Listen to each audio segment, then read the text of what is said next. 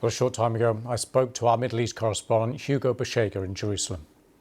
So there has been a statement by the Palestinian Red Cross saying that one of its workers was killed after its headquarters in Khan Younis was hit in an Israeli attack. And this attack ignited a fire. The Red Crescent said three more workers were injured. Now, there hasn't been any kind of reaction from the Israeli military, but the latest incident involving the Red Crescent, 8 workers in Gaza, and also as in response to these Israeli attacks. And Hugo, we saw in the report from Emir Nader there the distressing images of malnutrition from Palestinians and from hostage being held by Hamas. What has the response been to those images there in Israel, and any pressure on Prime Minister Benjamin Netanyahu as a result?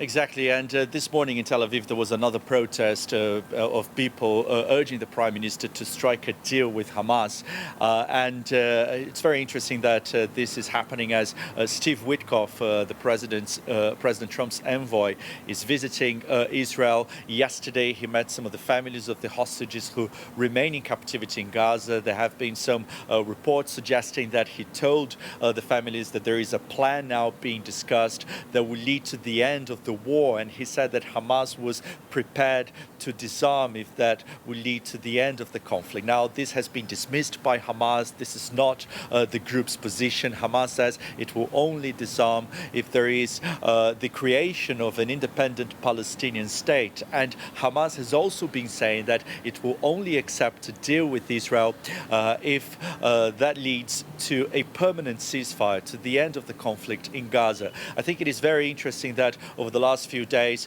obviously there has been a lot of pressure on Israel given the dire humanitarian situation in Gaza with this starvation crisis in the territory. But it seems that American and Israeli officials believe that a different approach in these stall negotiations for a deal in Gaza is needed. And I think there's a lot of talk now about a comprehensive deal that would see all hostages being released at once instead of this phased approach for the release of the hostages and also for the end of the war. And I think it is very difficult to see how this is going to be achieved, how this is going to be accepted, not only by Hamas, but also by some members of the Prime Minister's government. They've been threatening to quit the governing coalition if there is any kind of deal with Hamas. They say that the war must continue, and this could lead to the collapse of the governing coalition. And for a very long time, families of the hostages have been accusing the Prime Minister of prolonging this conflict for political gains. 50 hostages remain in captivity in Gaza.